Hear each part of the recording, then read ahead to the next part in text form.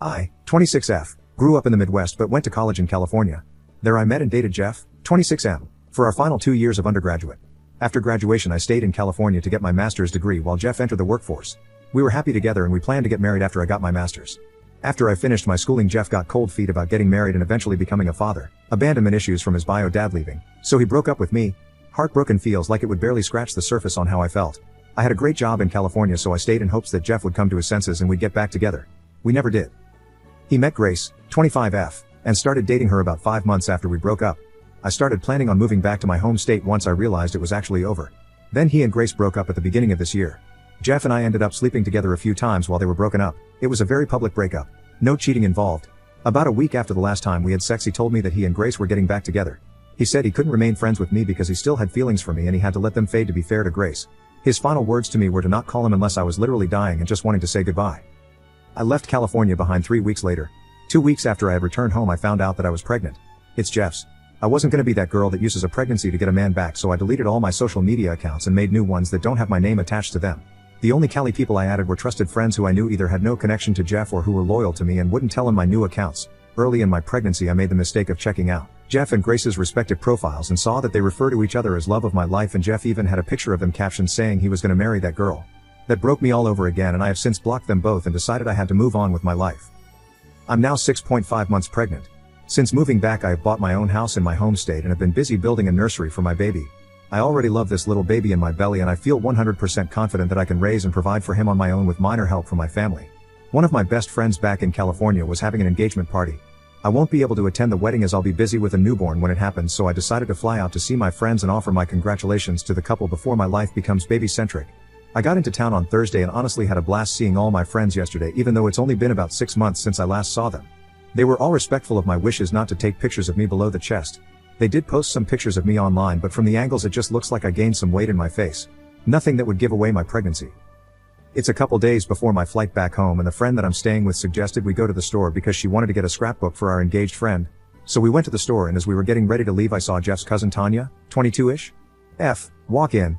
I'd talked to her several times at Jeff's family gatherings over the years, but we never really got along. She was always a bit too gossipy for me to like her. So of course she was the last person I wanted to see. The first thing she did was loudly announce that I was pregnant, as if everyone in the store couldn't tell just by looking at me. Then she starts grilling me, asking if Jeff knows. I said no and that he doesn't need to know, as it's not his. That was a lie, obviously, but I didn't want to open a can of worms. Tanya then tells me with how big my belly is that I'm far along and asked how could I move on so quickly. I told her that Jeff and I broke up a long time ago. She responded saying that everyone knows we were still hooking up at the beginning of this year. I did not know that was common knowledge. I figured Jeff would have kept his mouth shut about that. Anyway, I lied and told her that I already had a new boyfriend and that I was 5 months pregnant. She seemed to accept that and awkwardly congratulated me. My friend and I paid for her stuff and left immediately after that. I prayed that would be the end of it. Like I said, Tanya is a gossip, so of course she went and ran her mouth about seeing me pregnant just a few hours later. Now a bunch of my friends have messaged me saying that Jeff is blowing up their inboxes trying to reach me. None of them have told him my new number or social media, so he has no way of reaching me himself. My flight back home isn't for another 2 days and I'm freaking out. Some of my friends are saying that I should just tell him the truth now that he knows I'm pregnant. I still say I can get by pretending it's someone else's and that I'm not far enough along for it to be his. I honestly just want to ignore him and go back home. However, I'm having some doubts that that's the right choice and there isn't a consensus on what to do, so I'm turning to internet strangers. Update, 2 August 2023. Hi everyone. So the consensus on my post was to tell Jeff about the baby being his. Even from just the first few comments that seemed clear. We did end up meeting up.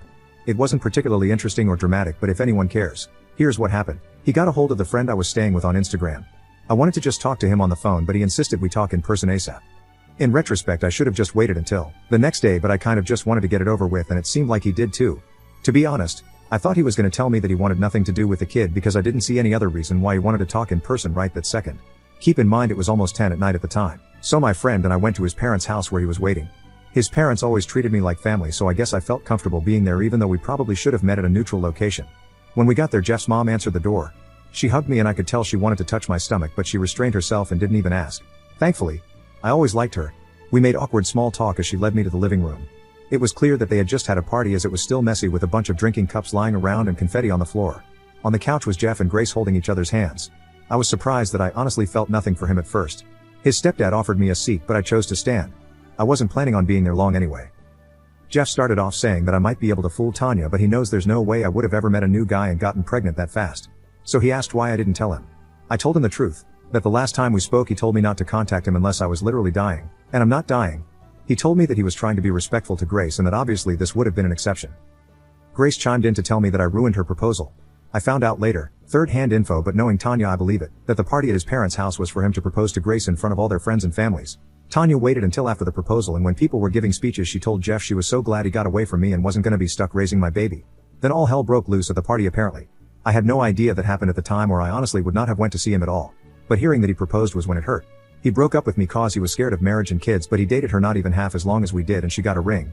I put on a brave face, or at least I think I did, and acted like it didn't bother me, but it absolutely did. His mom told Grace that it's not my fault and now wasn't the time for that. Then Jeff told me that obviously, I can't move now. I told him that I already did and I was only in California for the weekend. He countered saying that I have to move back. I told him no, I'm not doing that. He said well I can't just leave. At that point I got frustrated and told him that I left months ago. My job is in my home state. I bought a house. All my doctor's appointments have been there.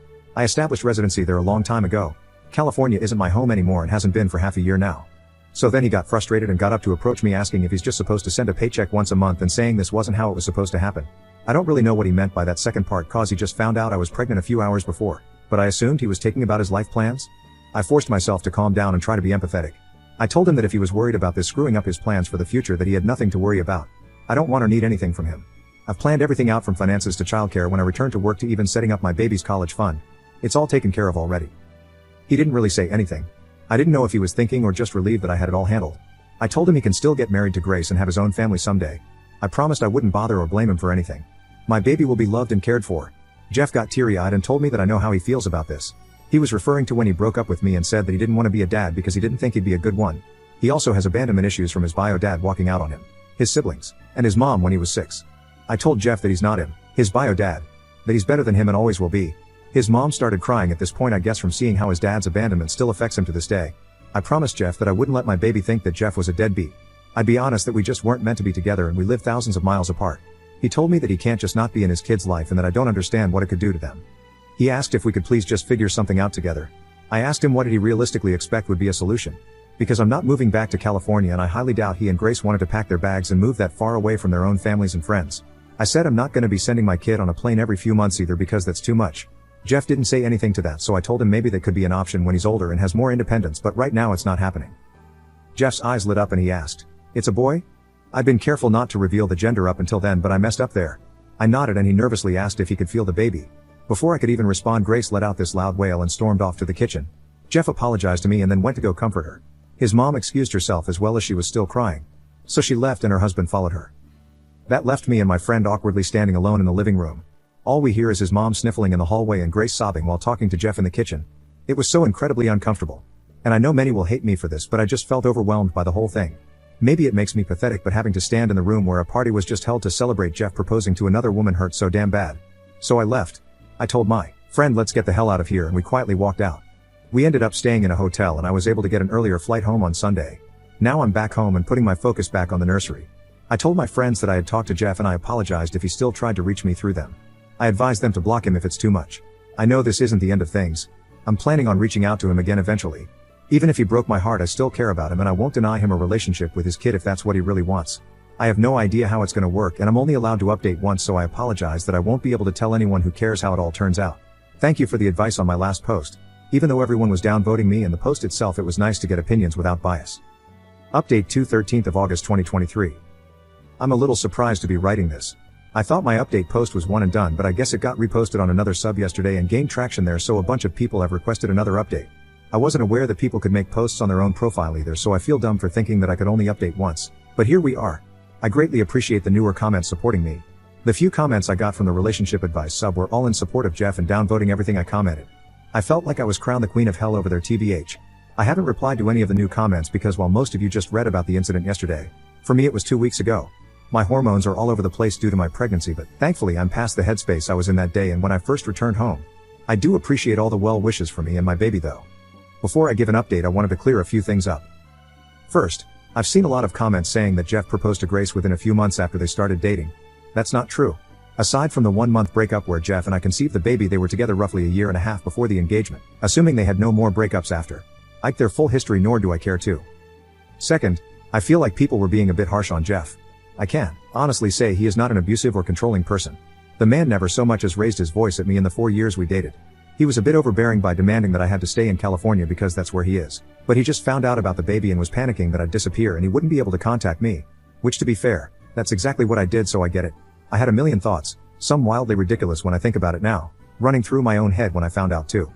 Third, he wasn't juggling Grace and I at the same time like people think. She broke up with him. They both thought for good at the time. He and I started having sex again, but it wasn't like we were in a sequel of the lovey-dovey honeymoon phase. It was a weird and confusing time.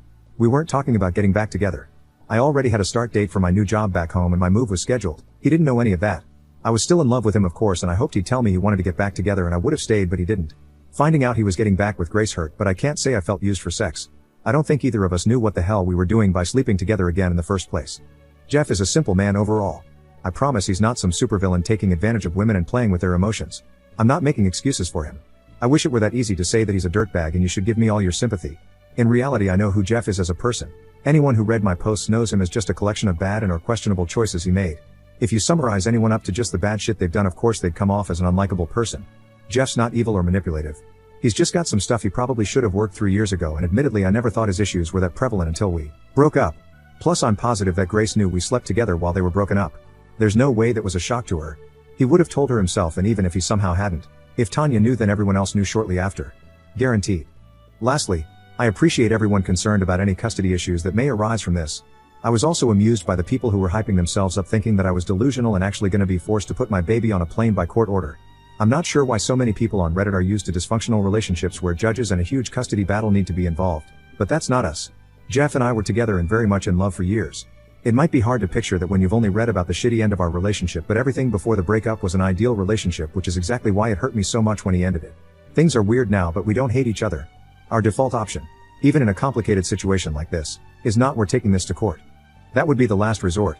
I'm sure we'll work it out between ourselves long before it ever gets there. So on to the actual update. I planned on contacting Jeff after a couple weeks. I wanted to take time to gather my own thoughts and figure out what I wanted to say. Instead, I got phone calls from his number about a week after I returned home. He left a voicemail asking me to call him so we could talk. I was honestly furious because there's no way he should have been able to find my number unless somebody told him. It might not seem like it's a big deal, but to me I saw it as there being somebody who betrayed my trust in them. I texted him asking how he got my number. He said it wasn't important and that he wanted to talk. I said it is important to me, but he still didn't want to tell me. I told him we can talk when he tells me who he got my number from. So finally he told me who it was and sent a screenshot of the conversation when I asked for proof. It was the second least likely friend I would have expected to break my trust. That's a whole other story though. So we talked over FaceTime and he told me that he absolutely wants to be in our son's life. He doesn't know how it's going to work long term, and neither do I. There was no threat of lawyers or his mom shouting grandparents' rights in the background like people were expecting. We're adults and we'll figure it out.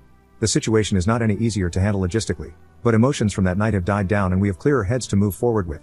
He did, however, have the audacity to tell me that he hates that I didn't tell him much sooner and that I wasn't planning to tell him at all until Tanya found out, because he thought we meant more to each other than that. I told him I thought we did too until he told me not to contact him unless I was dying. That shut him up quickly because he knows now that it was an extreme and unnecessary thing to say, even if he wanted to cut contact with me. He's apologized for it and I apologized for not telling him about the baby myself. That's all we can really do. We're about to co-parent a child together, so we don't get the luxury of holding a grudge with one another over past slights. He also told me that he and Grace are no longer together. He claims that it was a mutual decision, but that sounds too easy to me. How do you go from newly engaged to broken up in 18 hours with it being a completely clean process? I'm guessing he's just sparing me the ugly details on what must have actually happened. I do feel bad for Grace, other than incorrectly assigning blame for her ruined engagement party. She didn't do anything wrong.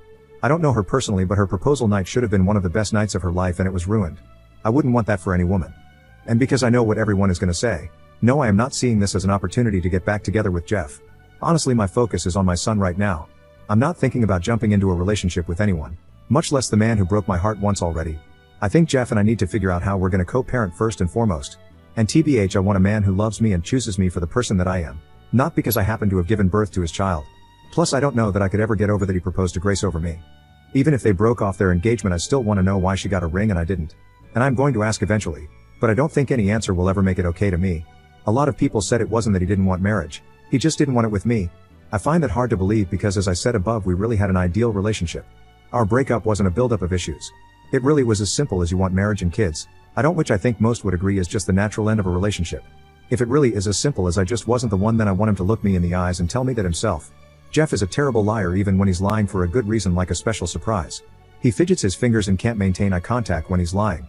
So if he looks me in the eyes and tells me his reason for why he chose to marry her and not me, I'll know if he's being honest. Jeff also told me that his mom wanted to send me stuff for the baby, so he asked for my address. I declined. I'm positive that there are no nefarious reasons and she's just excited and wants to help. This will be her first grandchild. However, I still felt a little uncomfortable giving them my home address. He's been texting me every day and calls me every night to say goodnight. Sometimes he wants to talk to the baby. It's a bit confusing for me because he broke up with me because he didn't want a kid, but now he wants to be involved to the point where he's going out of his way to contact me and ask if I need anything. It's strange and I don't really understand how his brain works, but like I said in my last post, I won't deny him a relationship with his kid if he wants one. Jeff wants to visit me in person to talk properly, but I told him I'm not sure if that's necessary right now. He asked to come last weekend and I said no. Then he asked again about possibly coming this weekend, but I told him I can't because I'm having my baby shower on Saturday. He wants to come. I'm not sure if that's a great idea. I'm not worried that he would say or do anything bad, and we're getting along over text/VC. I can tell that he just wants to be involved, but part of me feels like it's sort of, I don't know, playing house almost? I guess it wouldn't be a big deal if I made it clear he would be here as a friend and the father of the baby, but not as anything more. My parents don't think it's a good idea, but I know that's just because they don't like Jeff ever since he broke up with me. My sister, who is more level-headed, says that it could be a show of good faith that I'm serious about having a healthy co-parenting relationship, and it'll probably be easier to build that foundation now before the baby comes. My brothers don't care either way, but they say they're ready to beat up Jeff if he does or says anything stupid. He won't. But I love my brothers for always looking out for me. I'm not sure what I'm going to decide, but I know Jeff needs an answer soon so he can book a flight and a hotel room if I do say yes. I'm open to suggestions.